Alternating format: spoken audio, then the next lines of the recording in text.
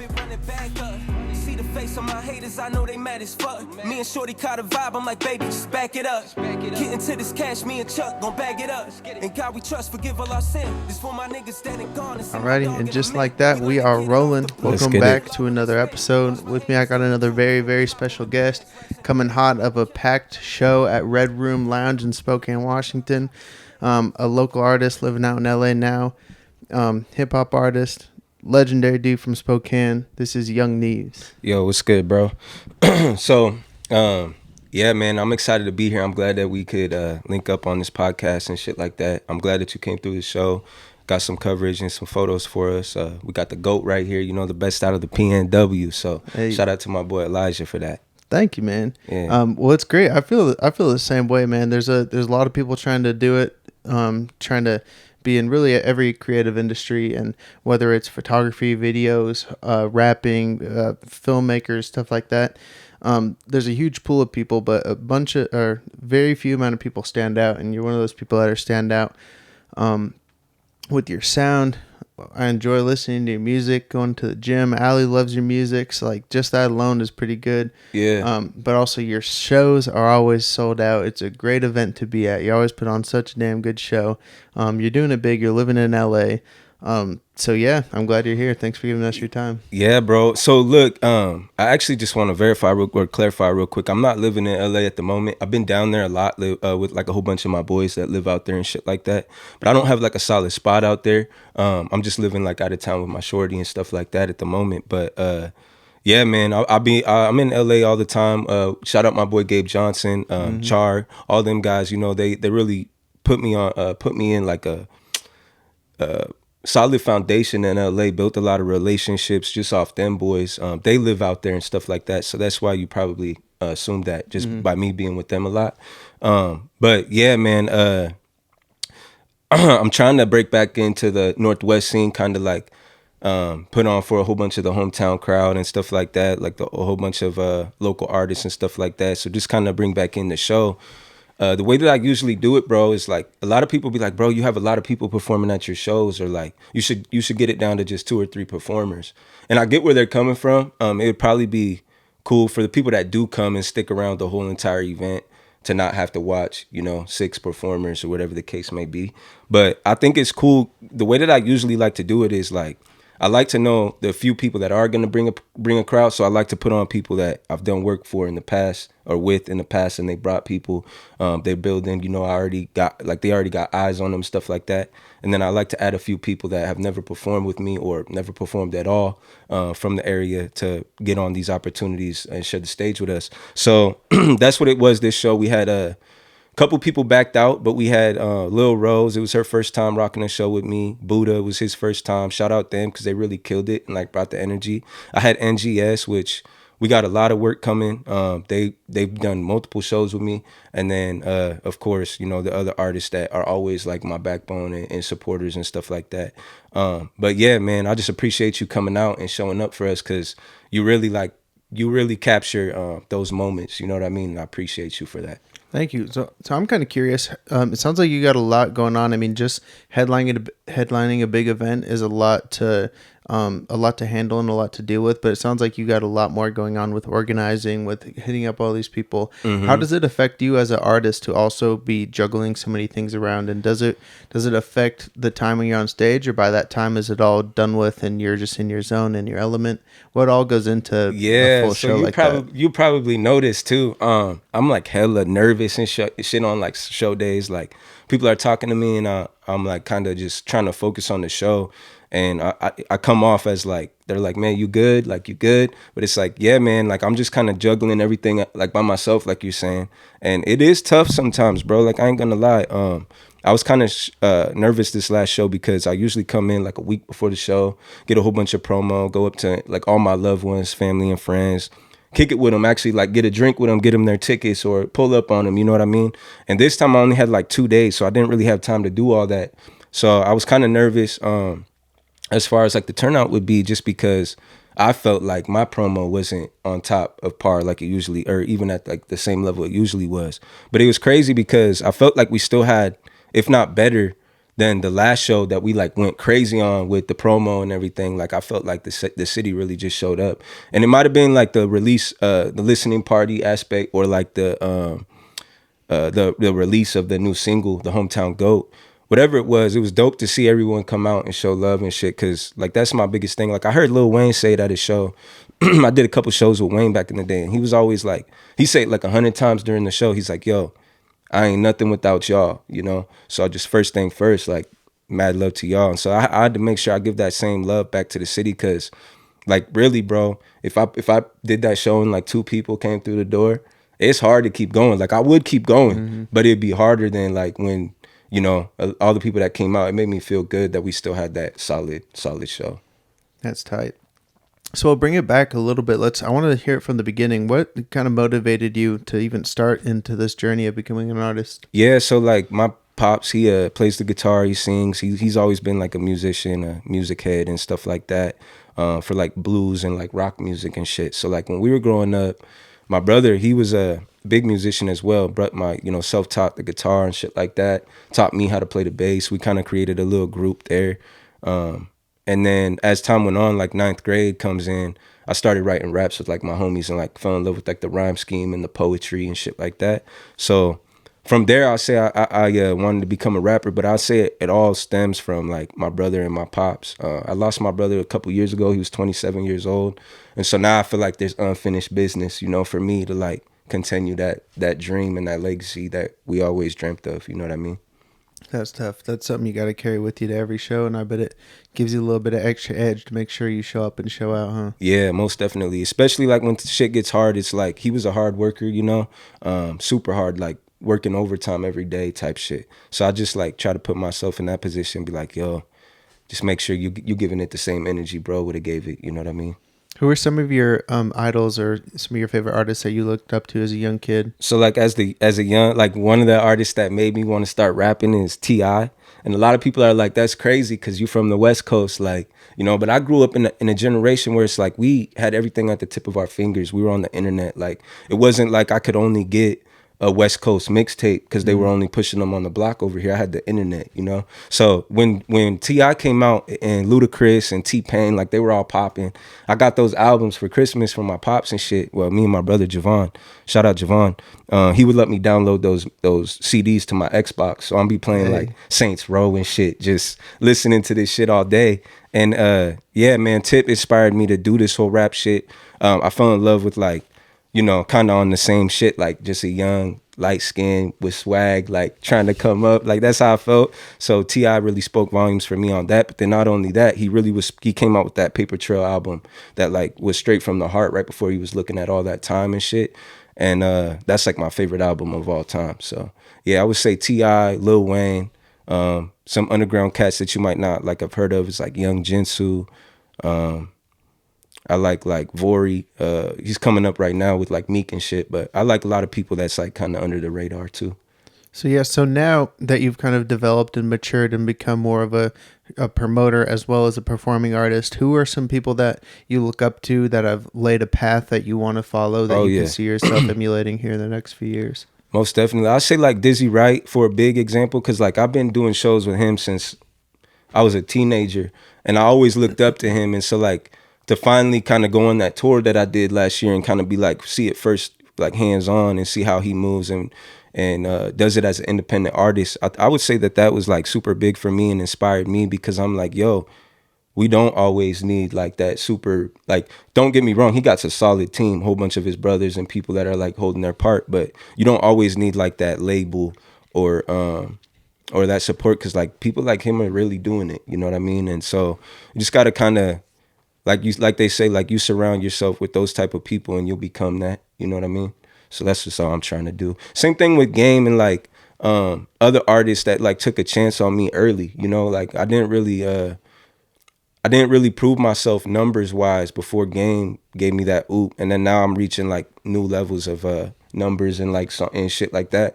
And then not only that, bro, I wanted to shout out you and Ali and shit for like always supporting me and doing that shit, because I've never really had like a TikTok or Instagram Reels following or something. And like I remember when you guys posted that shit in the gym, it was going crazy, and other people were posting that song. And so I was like, this is kind of like my first moment to be like, yo, this shit kind of taking off on the Reels or like the TikTok, you know? Yeah, man. So. It's catchy, and it really lives in our ears too. Like, especially at the gym, it'll just be on shuffle. Like, okay, look, like it's one of those things where we don't think about it as like, oh, it's like it's Neves. It's just like, yep, Yeah. it's another banger. Like, let's go.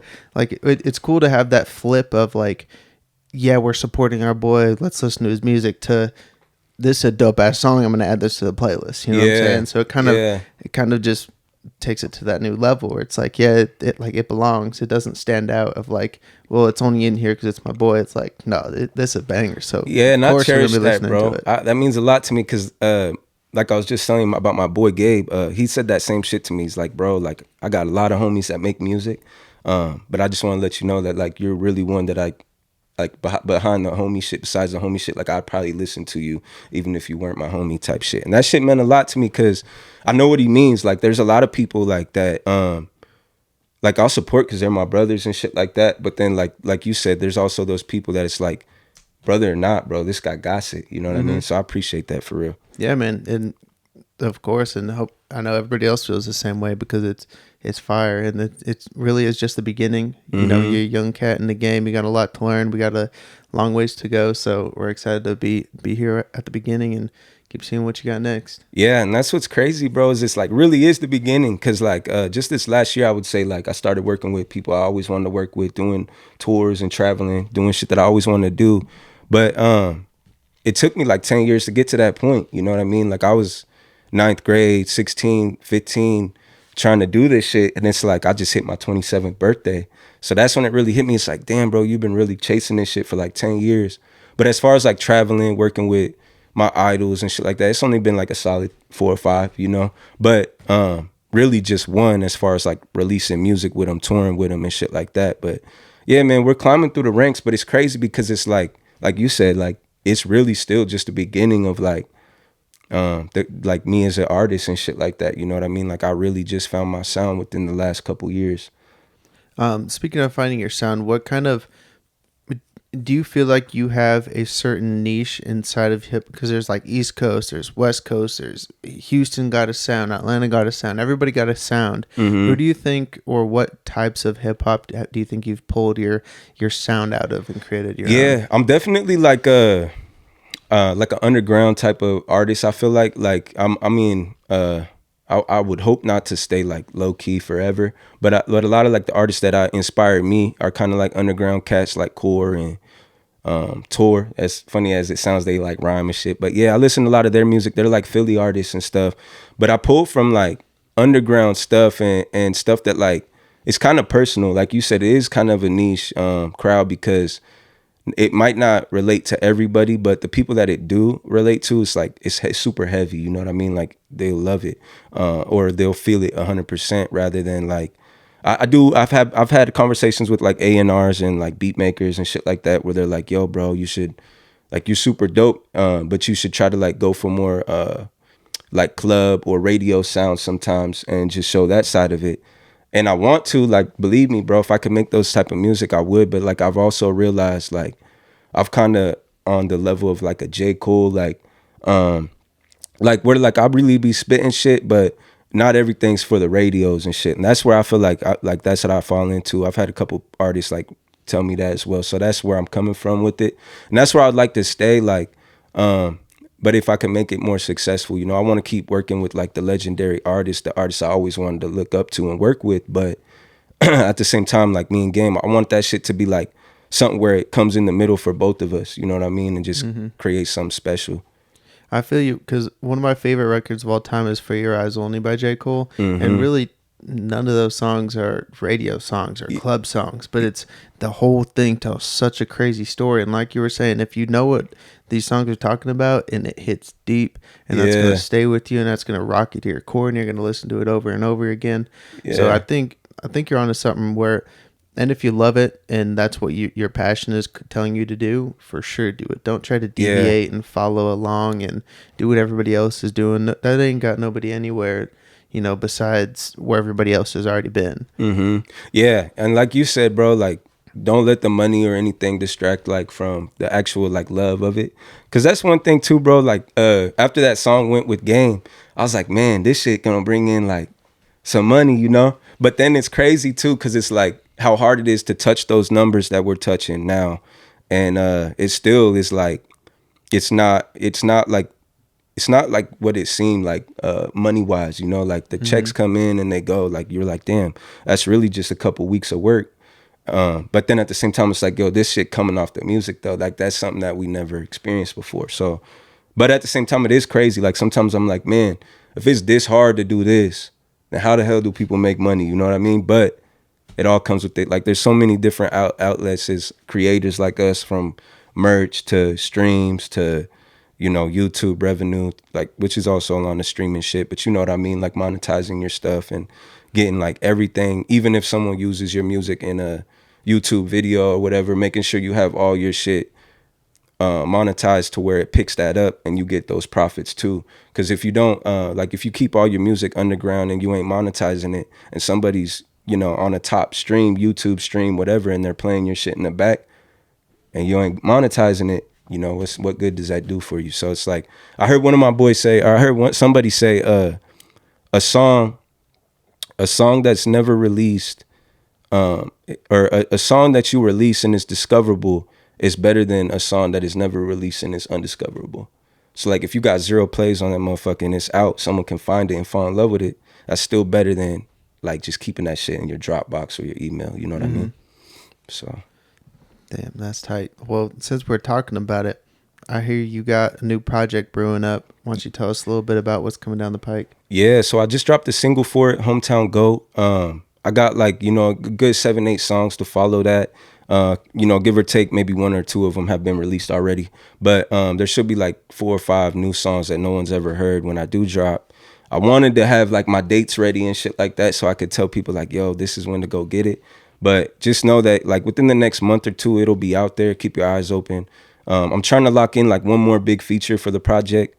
I don't want to throw out any names because I've been in contact with a couple people, but I haven't like locked in on anything specific. So yeah, but just know, you know, I got more music with some more legends on the way, and it won't be too long before we start, you know, giving those gems out. That'd be tight. And of course, you guys will know my Instagram, his Instagram, the YouTube page. We'll have all of that shit. The links when it does pop out, so you guys don't miss it at all. Yeah.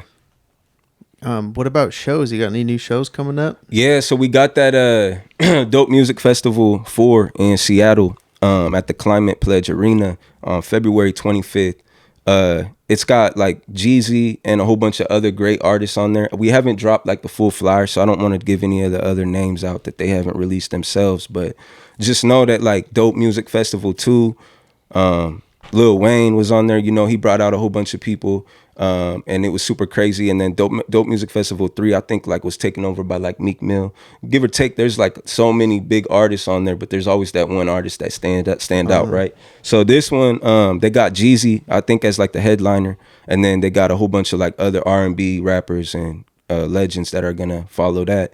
That's like the only show as of right now that I have locked in. I got some other stuff that might be coming to this, like a legendary gig that might be coming through the city in like May that I might be on. So I'll keep posted on that. That'd be awesome, man. It's cool to see you doing a big time, and being at the shows are just a good time too. So I'm excited just for that. Yeah, me too, bro. And like I said, like bro, the shit that you capture for me in the moments that you capture, the images to the videos and shit, like it goes a long way.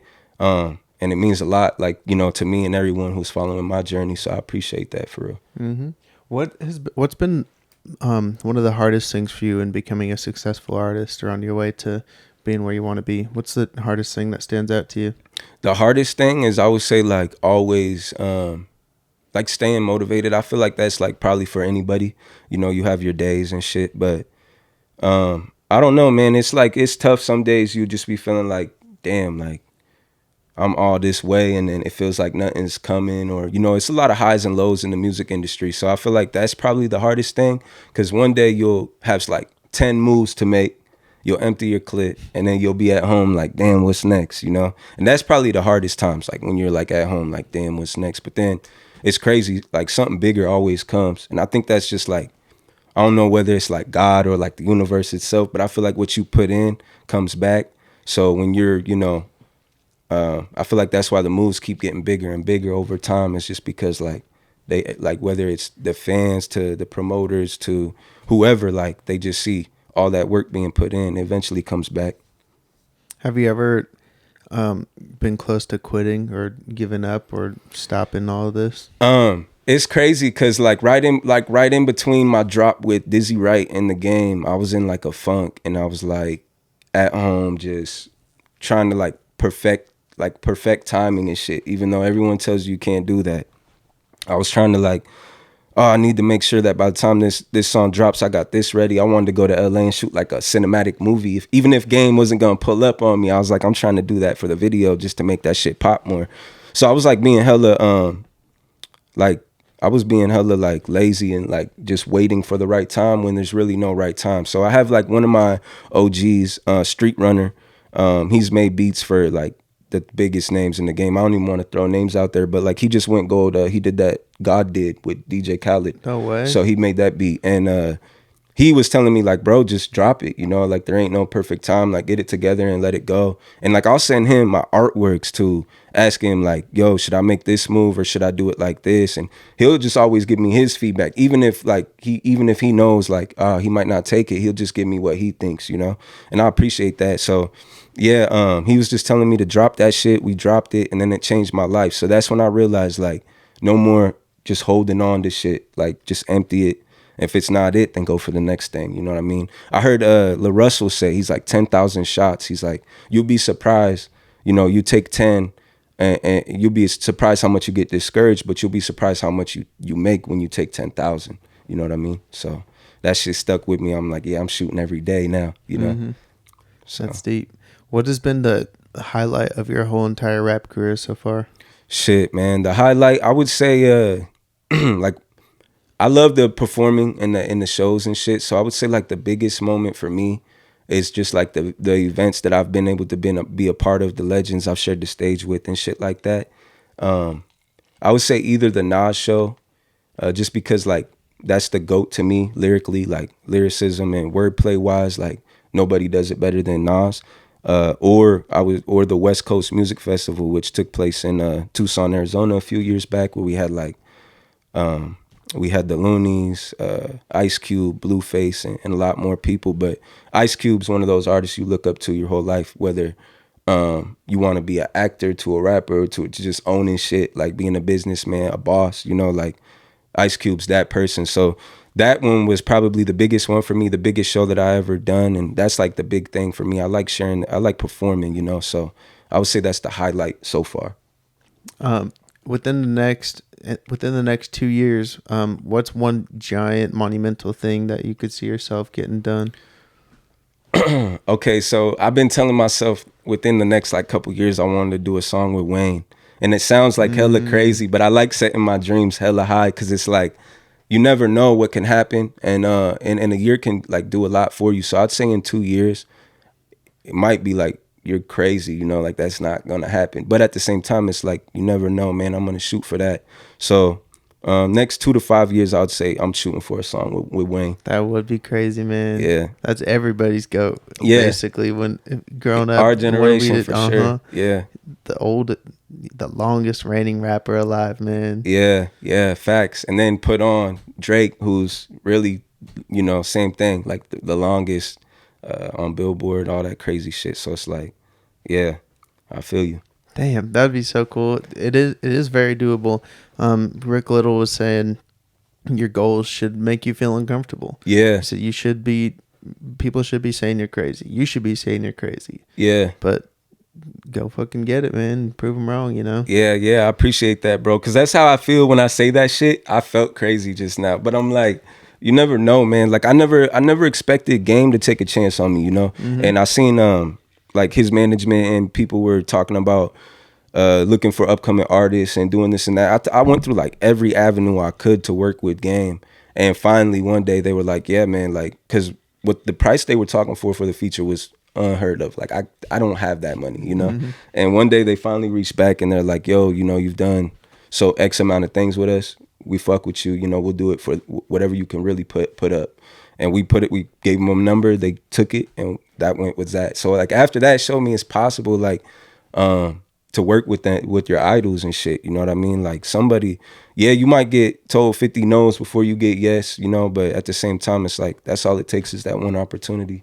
Now we've proven that shit's doable. Like we've proven there's been a lot of artists to do feature with Game. You know, I'm not gonna say that's like the craziest thing in the world, but with the reaction we got, the numbers we're doing, and the love we're getting back on it, I would say that's proven to like work, you know? Like if a label or somebody else is like looking into an artist and it's like, okay, you know, he did this, but he flopped it. Like, I feel like if it's proven to work, then, you know, like, okay, we can at least try again or do another couple shots and see if it hits, you know? But yeah, I feel like it's proven to work. It's just a matter of time until more people take a chance on us. You know what I mean? Yeah, I think that's huge. A part of most games in life is the no's are going to come, and you're going to have to be able to brush them off. You're going to have to be able to tell yourself that they're wrong or that it's not the right time before you get to those yeses, because not everybody's going to take a chance on you. Not everybody's going to say yes, but a lot of people are going to say no until you find the right yes. And then when they do, you got to make it count. And then you can turn them that one yes into another,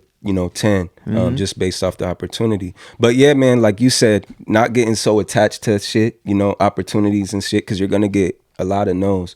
I used to get so attached, bro. Like I remember like 3 years ago, there was a festival, XO Music Festival, and I got scammed. Like scammed out of like I was gonna get a merch booth and set, and they had T.I. all over the internet promoting this shit. They had Ludacris promoting it. So they must have paid them down payments to get them to promote the shit. But then eventually it got canceled and we got scammed out a little bit of cash. And I remember like I was so attached to that moment and that opportunity with a festival with like T.I. I think E40 was on there. Ludacris, like the top names, bro. So like I was so attached to this that when it got pulled from me, I was in a funk, and I'm like, fuck, bro, like this could break me. Like I was hella down. But then my best friend Dwayne, he was in my ear and he's like, you know, bro, this shit come with it. Like, you know, everything ain't always gonna be what it seems. And then like not only that, we gotta take L's and bounce back. So after that one, that's when I like really like I kind of became like numb to like the no's and not having something fall through, because I was so looking forward to that. Like I said, T.I. is my favorite artist. I've rocked the stage with him one time before in Spokane, but this just would have been another level, and I would have actually like possibly been able to get backstage and meet him or whatever. So yeah, I remember that shit hurt, but at the same time, it's like that's the type of shit that I had to go through to kind of build me to, you know, keep going when something big like that does happen and breaks you. Because it does, you know what I mean? You go through those moments. Yeah, and over time it could definitely start taking its toll on you and break you down, but you just got to get through it. Yeah, just got to keep pushing.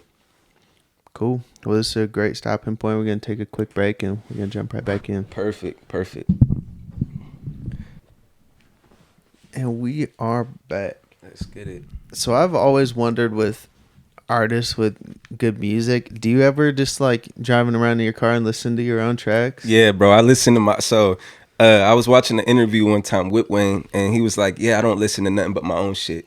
And that shit hit me, because I'm like, yo, like that's probably how you become one of the greatest, is if like you ain't really influenced anymore. Like you know, you take your influences and you become your own thing and your own sound. And then I feel like with him not listening to a lot of other people's music, it lets him be like so original, leaves that, you know, originality to where like you're not listening to something. Because I feel like there's been times too where like you will pull a piece of another song without even realizing it, and you think like, oh, I might have wrote this before myself, or pulling it from one of my old shit, or I don't know where I heard this, but I'm gonna put this in my song. And then you realize later like, oh shit, that's might be the where I heard it. You know what I mean? So I feel like with Wayne not doing that, it gives him so much more originality, and I feel like that's why he become who he is. So I listen to a lot of my own shit like constantly, especially like before I drop a song, I probably listen to that motherfucker like 1,000 times. You know what I mean? Like I'm just repeat, see if I can change a bar here or there.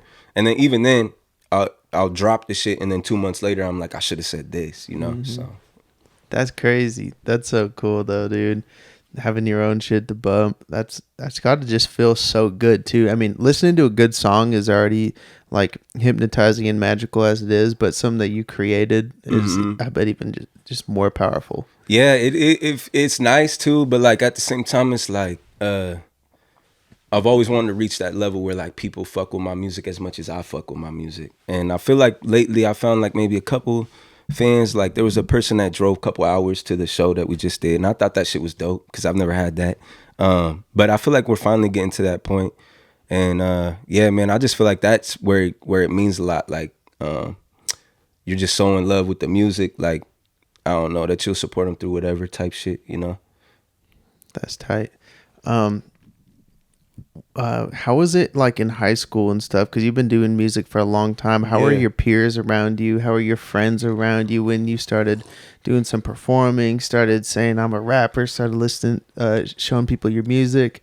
How did the kids your age in school feel about it? There was a lot of people doing this shit, so I feel like a lot of people took it as like a joke at first because there's so many people that were doing it, and I was kind of late too. Like ninth grade, there was already some kids that were doing it since younger than that. You know what I mean? So it was popular to be a rapper at the time. So I feel like a lot of my family and friends kind of, my best friend especially Dwayne, he's like, you're not good at rapping, bro. You shouldn't do this. Like, don't do it.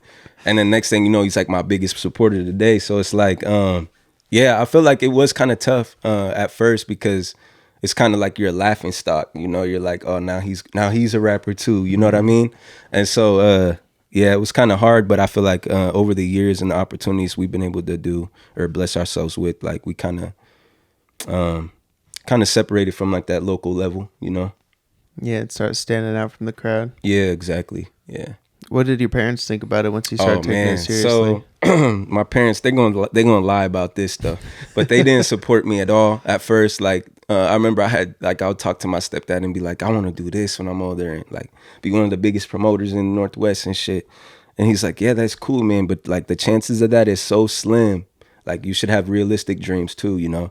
And it's crazy because like that's real shit to a lot of people, but I never, like I would go in one ear out the other. I'm like, nah, I'm gonna do what I want, you know. And so I started to like do the bigger shows, the bigger events, started working with, you know, these my idols and shit like that. And then now I would say like the last 5 years or so, my parents and my stepdad included, they're like hella supportive and they think like they really believe that I can reach that next level now, you know. Nice, man. That feels so good. I bet. Yeah. I told you, man. Yeah, exactly. Yeah. Is there anybody out? You don't have to name names specifically, but is there anybody in the back of your mind, like when you're writing a new song or when you're performing, that you're like, man, I told you I was gonna do this, and that just kind of burns a fire almost under your definitely. ass? Like I'll say half of it is like, because like there's a lot of shit in the rap shit that you don't understand or get until you're so far in, and then it's like, fuck, like, do I really want to like keep pursuing this with all like this fake shit that they portray too, or you know, or how am I gonna maneuver through that? And I feel like there's a lot of people doubting that like is a fuel to your fire, you know, like anytime someone's like, you can't do this and then you somewhat do it, it's got to feel good to like, you know, kind of hush them. So yeah, I would say there's like quite a few people like, you know, females, exes included, that like just never would have thought, you know, that you could do this, or every time I do something, it's like, yo, what's up now, you know? So That's tight. Yeah, I think you're rising above a lot of people out of this area, just a lot of people in the industry in general. mm-hmm. So that's huge. Even for the people that aren't haters, but just people that have been supporting you, it's like, damn, okay. Yeah, no, most definitely, and that's why like I don't take that shit to heart all the time. Like if it's like a legit hater, it's like, yeah, fuck you. But if it's just somebody who like my music isn't necessarily like my music ain't gonna be for everybody, you know. So like if it's someone I went to high school with and they're just like, yo, you know, like I've had a couple of people be like, yo, you know, I'm not gonna lie and say I listen to your music every day, but I'm proud of where you're at, bro. You know what I mean? And that shit means a lot too. Where do you see yourself down the road a little bit further in like 5 years from now? Shit, bro, like I'm hoping that I have like a full album out of like features, like with like on the Game level and the Dizzy level, like I've always wanted to work with. I want to have like a full 12 to 15 songs of just like legendary features by then. maybe a couple albums of just my own shit. I want to be on like some cool shit again and drop like a couple albums that's just no features, kind of like that Every Emotion shit I did. I think that would be dope, and then really show like my versatility and my sound and shit like that. And then of course them features and stuff like that. So I don't know, man. I would say like in 5 years I want to be headlining my own tours rather than just like my own hometown gigs. You know what I mean? In hometown Spokane, what's your dream one night show headline? Like, where is it? What's the show going to be looking like? Eventually I want to get on, I've had a couple talks with the Knit, you know, but eventually I want to be on the level where like I could sell out the Knit, or like do one of these crazy shows. Like they just had Snoop Dogg at the arena. Like if I could get on something like that in the hometown, because like I've done shit like that outside the city and outside the area, but it means so much more doing it like in the hometown where like all my family and friends could come support me. So that'd be tight. Yeah, I could see that coming for sure. With Yeah. everything else you've been doing, that seems very doable. I'm hoping so, man. I'm hoping so. I want to start throwing shows in the city and like putting on other artists. Even if I'm not performing at them, I want to start bringing like legends and upcoming artists to the area that people that ring bells. Because I feel like that's one thing that Spokane's always lacked is like, yeah, we bring like the Bone Thugs or E40 or like the legends out here. We gonna sell them out, you know. But whenever we like try to bring like an upcoming name that doesn't like ring bells for everybody, it's not really successful. So I want to get like that underground scene more popping over here. You know what I mean? Yeah, that'd be tight. Could you see yourself of taking more of a what's the word? Not like a showrunner. I'm just spaced on the word. Promoter. Could you see yourself putting more of a promoter hat on and doing big things like that? Yeah, I would say like probably me and my boy have been speaking about it, so I would say like probably he would lead that, you know. But I would definitely be hands on with it, help him like do whatever I can to help. But no, as far as like right now, I might like do multiple things, but the music is definitely where like I'm trying to excel in the next couple of years, you know. Is there anything, what like is the big inspiration behind some of these songs that you get recently? Like where do these songs come from? Yeah, so like a lot of my music, especially in like a hometown goat, where like I shout my brother out for like the 100th time, and I'm like, yo, I'm gonna shout him out in every song.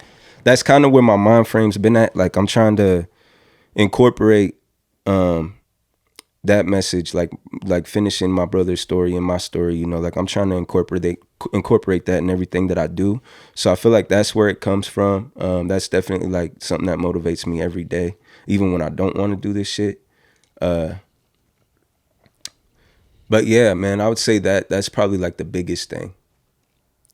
Yeah, that's deep. And I mean, if that's what to eat, like each person's gonna have their one thing that drives them, and that's very powerful. And if you're lucky enough to find something that's gonna motivate you the way it does, like in your case, use it, man. There's no shame in it at all. And it's driving the fire. Yeah. Yeah, I think it's like everyone has those things that like push them to go crazier, you know what I'm saying? Like even on the days where they wake up and they're like, fuck, you know, I don't want to do this shit. And I feel like that's what separates you from everyone else, is when you actually, like you were saying today, like I was like, damn, bro, you got a lot going on today. Like, you sure you still want to do this podcast? You're like, oh yeah, bro, like we already had it planned, like it's work. But like that shit motivated me again, because like, you know, some days I'll be like so fucking out of it or like down and in a funk that I'm like, fuck, let's push it to tomorrow, you know? So I appreciate having people like you around that inspire me to do better. And that's like one of my biggest things, is inspiring you, people around you, you know? Like if you're not doing that, then what are they around you for? You know what I mean? Yeah, even if you can just help one person get to better their lives, better their day, it's huge, because a lot of my days fucking suck, dude. And Yeah. I'll tell you, and before I found this stuff, when I was just working a bullshit job, you know, living a bullshit life, come home and I have realistically 3 hours of my life to be with my girl, to be with the cat and the dog, and outside of the gym. And then I got to make dinner, so I have 2 hours to sit down, eat, and hang out. And then all the rest of it's just fucking bullshit. You know, finding something that you can love. And if this is work right now, what I'm doing, I can't be complaining about, you know what I'm saying? A couple extra hours, a long day of editing and shooting versus, you know, packing bags of concrete up 3 flights of stairs. It's like, so I got to check myself sometimes because, like, I'm tired as fuck. Don't get me wrong. I got a bunch of editing to do tonight, but I always got to remind myself, like, wait, this is my work right now? Yeah. No. Like, doesn't compare easy. to the other and then shit. So I'm like, okay, I'm cool now. Like, it's better than being on my hands and knees. My back's hurting. Like, I could do this for a long time, and my body's going to be fine. My mentality is going to be fine. I get to know awesome people. I get to hear cool stories. And hopefully somebody out there, you know, picks up a camera, starts their own podcast, hears somebody cool like you, and, you know, maybe writes some lyrics down and opens a show and is on stage with you one day, you know? Yeah. Who knows what this stuff could lead to? Yeah, exactly, bro. And that's one thing I would say about this podcast. Like, there's been a lot, like you said, like with the rap shit, there's a lot of people trying to do this shit too. And with the people that you've been able to land on this podcast, you know, the way that you, like, I've watched a lot of these, you know what I'm saying? So that's why I was like, yeah, I'm ready to come, bro. Like, let's do it. But like, you know, from the pro basketball players to the pro fighters, you know what I mean? Like, you're really separating than just like, oh, just a whole bunch of like, you know, random people. Like, I really see, like you said, the people that are standing out from the crowd. I like, that's what this podcast is, and I fuck with it for that, for real. Damn. Thank you, man. Yeah. Yeah, that's tight. Just trying to stand out and work, and I'm trying to stand up myself, of course. But yeah, what comes with that is just working when you're tired, working when you don't want to.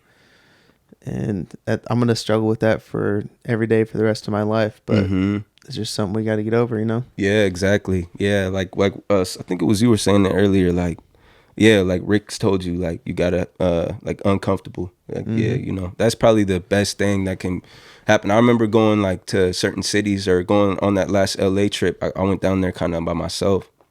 I was kind of nervous about that, but it's like those type of situations that now the next time you do it, you're like, oh, it's easy. You know what I mean? And that's all it's about. Like, soon enough, you won't have no moments that put you under pressure because you've been through it all, you know? If there's one city and one stage in particular, one festival or one event, what's your dream stage to be on one day? I want to be on Rolling Loud. I think like those lineups are always so crazy that I feel like one day Rolling Loud would be doable and it'd make sense. But that's the type of shit that I want to be on, like with all the big names, with all the dope artists. Like, I did the West Coast Fest, and that was like just the dopest party I've ever been to, just because the artists were just kicking it backstage. Like, everyone was just chilling. We were speaking to like Corrupt and getting knowledge from him. So like, that's the type of shit that I take to heart and like think about all the time. It's like anytime I have those conversations or those moments with the legends and the people that I look up to, I'm like, yo, I'm like writing shit down almost. You know what I mean? Yeah, they've been through it. The only way to really learn in this game is getting through it, getting the reps, or talking to somebody that's been through it. You can't stand in the corner and watch and then tell advice. Like, you got to be living in it. Yeah, exactly. There's so many little intricate things that go into stuff like this that you got to have these experiences. You got to fail. You got to be told no, and then you got to get the benefits and be like, yo, this is how I got here. It ain't pretty, but this is the shit you got to go through. Yeah, exactly. I agree. That's tight. We could see you on Rolling Loud with your song with Wheezy having pop out. Right, bro. That should be crazy. No lie. That should be like a dream come true. But yeah, eventually I feel like that shit's doable, bro. I think so. You're on your way, man. We got a couple of videos that are about to be dropping soon that we just filmed today. Those are going to be popping. Yeah, a couple live performances to look out for, man, that we really killed those. Really different. You know, I really like the way they came out. So cool. And then, y'all, we got his new album coming out within the next couple of months. Keep your eyes out for that. Yeah, Hometown Goat. The single's out now on all platforms along with the music video on YouTube. So make sure you check all that out. YoungNeves.com. I always keep you updated with the biggest things that I got coming. So make sure you go on there and give us a follow or check up on us every now and again. Cool. Go ahead and plug your Instagram. Any other shout outs you got left? At Young Neves on all social media. Yeah, and then I want to just shout out all my boys again, you know, Slay Feet, Dwayne, Gabe, Char, like everyone who's really behind the scenes with me, Elijah, like who's really just supporting me, helping me get to that next level. Like there's a lot of things that are coming within the next couple months that I feel like will separate us even more. Back it up. Oh, yeah, man. Get into On the this way cash, up. me Yes, and sir. Chuck gon' I back appreciate it it, up. dog. And God we trust, forgive All all right, our y'all. sins. This for my niggas dead and gone and see my dog in a mint. We learn to get it off the block and watch the law when they spin. Watch my angles, tuck a tool before we hop in the Benz. Racks in the middle, smoking killer. Got me feeling like Nick. West Coast, young nigga try and pop off the lid. Cause where I'm from, niggas dying young and doing the big. Just try and live. Got dreams of doing it big. More money, more problems, just in case you ain't learned that from big.